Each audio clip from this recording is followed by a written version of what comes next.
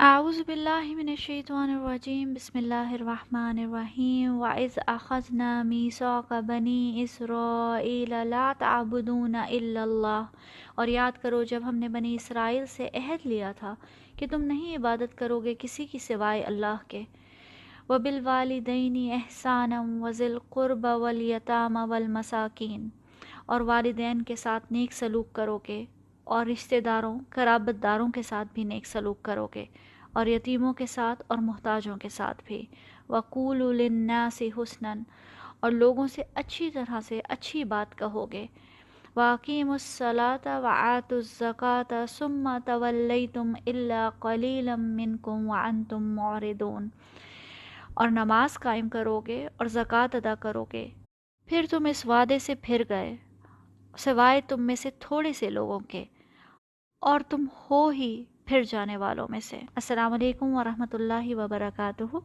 اب آج ہم آیہ نمبر 83 سے شروع کریں گے۔ پچھلی آیت میں اللہ سبحانہ وتعالیٰ نے فرمایا تھا والذین آمنوا وعملوا الصالحات اولئک اصحاب الجنہ هم فیہا خالدون، جو لوگ ایمان لائے اور جنہوں نے نیک عمل کیے وہ لوگ جنت میں جائیں گے اور وہاں ہمیشہ ہمیشہ رہیں گے۔ یہاں اللہ سبحانہ وتعالیٰ اسی بات کو فردر ایکسپلین کرتے ہوئے فرماتے ہیں کہ اللہ سبحانہ وتعالیٰ کے سٹینڈرڈز میں ایمان لانا اور نیک اعمال کیا ہیں، عمل الصالح کیا ہیں۔ یہاں جو کچھ وعدہ اللہ تعالیٰ نے بنی اسرائیل سے لیا تھا وہی ایکسپیکٹیشنز ہم سے بھی ہیں۔ پہلا وعدہ اللہ تعالیٰ نے کیا لیا؟ لا تعبدون الا اللہ، ایمان کا سب سے بڑا تقاضا، سب سے بڑی نیکی توحید ہے، اللہ کے سوا کسی کی عبادت نہ کرنا، اللہ کے ساتھ کسی کو شریک نہ کرنا، نہ عبودیت میں، نہ عبادت میں، نہ توکل میں، نہ اطاعت میں، نہ بندگی میں، نہ شکر میں، نہ دعا میں، یعنی دل میں سب سے اوپر درجہ اللہ کا ہے۔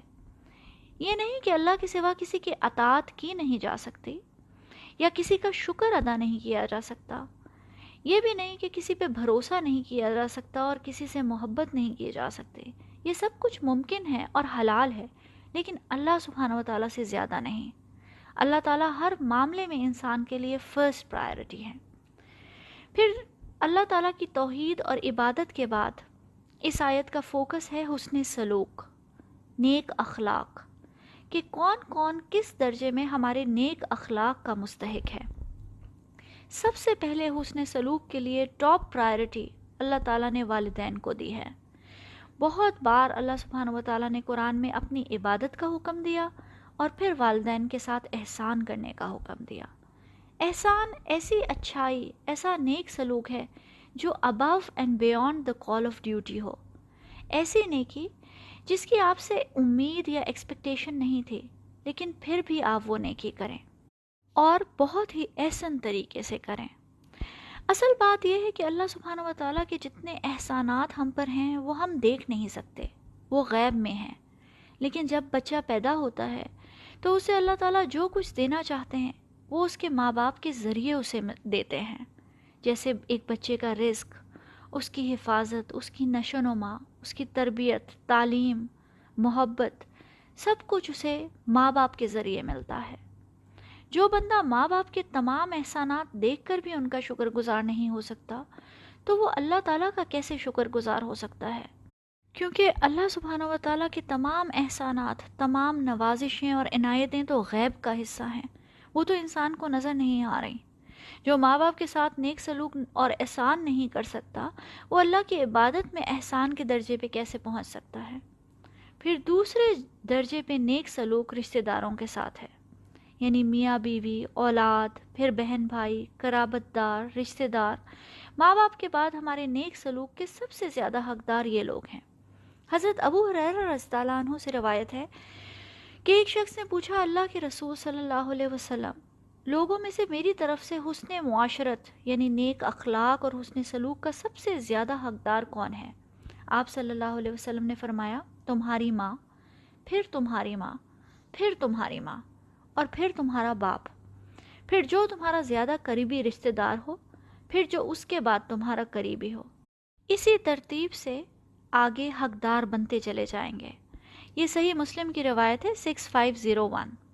عام طور پر ہم ہر کسی کے ساتھ اچھے بنتے ہیں، لیکن گھر والوں کے ساتھ نیک سلوک سب سے زیادہ چیلنجنگ ہوتا ہے۔ دوستوں کے ساتھ تو ہم بہت اچھے ہیں، لوگ ہمارے کردار کی مثالیں دیتے ہیں، لیکن گھر والوں کے ساتھ ہمارا سلوک ناقابل برداشت ہوتا ہے۔ لیکن اللہ تعالیٰ تو یہاں ہمارے لیے ہمارے حسن سلوک کی پرائرٹیز سیٹ کر رہے ہیں کہ سب سے پہلے ماں باپ، پھر قریبی رشتہ دار۔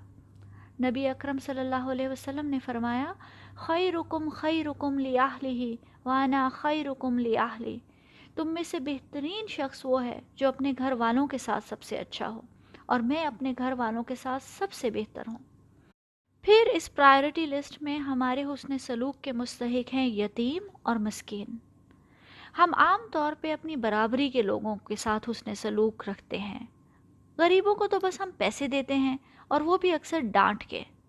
یہاں اللہ تعالیٰ صرف پیسے دینے اور صدقہ خیرات کرنے کی بات نہیں فرما رہے، بلکہ نیک اخلاق کی بات فرما رہے ہیں۔ اچھے اخلاق سے پیش آنا، عزت دینا، سر پہ ہاتھ رکھنا اور کھلے دل سے مدد کرنا۔ وَقُولُوا لِلنَّاسِ حُسْنًا، اور پھر باقی تمام انسانوں سے خوبصورت طریقے سے بات کرو، صرف مسلمانوں سے نہیں بلکہ تمام انسانوں سے۔ اگر کسی کو دین کی طرف بلانا بھی ہے تو پیار سے، کائنڈنس سے، حسن سلوک سے اچھی طرح بات کر کے بلایا جائے، کیونکہ نبی اکرم صلی اللہ علیہ وسلم نے فرمایا کہ قیامت کے دن مومن کے میزان میں حسن اخلاق سے بھاری کوئی چیز نہیں ہوگی۔ عبداللہ ابن مبارک سے روایت ہے کہ انہوں نے حسن اخلاق کا وصف بیان کرتے ہوئے کہا، حسن اخلاق لوگوں سے مسکرا کر ملنا ہے، بھلائی کرنا ہے اور دوسروں کو تکلیف نہ دینا ہے۔ یہی وہ احسان ہے جس کے یہاں درجے بیان ہو رہے ہیں، پہلے والدین، پھر قربا، پھر یتیم، مسکین، اور پھر انسانوں میں جس سے بھی بات کرو اچھی طریقے سے بات کرو۔ پھر اللہ تعالیٰ نے فرمایا کہ نماز قائم کرو اور زکوٰۃ دو۔ اس سے دو باتیں پتہ چلتی ہیں۔ پہلی تو یہ کہ یہ بات، خطاب کیونکہ بنی اسرائیل سے ہو رہا ہے، تو یہ دونوں احکامات بنی اسرائیل کی شریعت کا بھی حصہ تھے، یعنی کہ نماز اور زکوٰۃ کا حکم جوز کو بھی تھا۔ جوز بھی نماز پڑھتے ہیں، ان کی دن میں 3 نمازیں ہوتی ہیں، اور کبھی اگر آپ یوٹیوب پہ سرچ کریں تو ان کی نماز بہت حد تک مسلمانوں کی نماز سے ملتی جلتی ہے۔ ان کی نماز میں بس سجدہ نہیں ہوتا، لیکن رکوع وہ لوگ بھی کرتے ہیں۔ دوسری اہم بات یہ ہے کہ یہاں اللہ تعالیٰ نے حسن سلوک کو نماز اور زکوٰۃ سے بھی پہلے بیان فرمایا اور زیادہ اہمیت دی ہے۔ ہمارے لیے لمحہ فکریہ ہے، آج مسلمان امت میں نماز پڑھنے والے، صدقہ خیرات کرنے والے تو بہت ہیں، لیکن حسن سلوک والے بہت کم۔ مسجد میں نماز پڑھنے جائیں تو مسلمانوں کے اخلاق کا اندازہ ہو جاتا ہے۔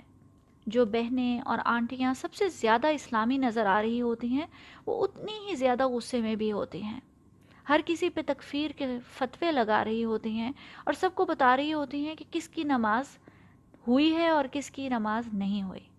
اکثر سلام کا جواب تک نہیں ملتا۔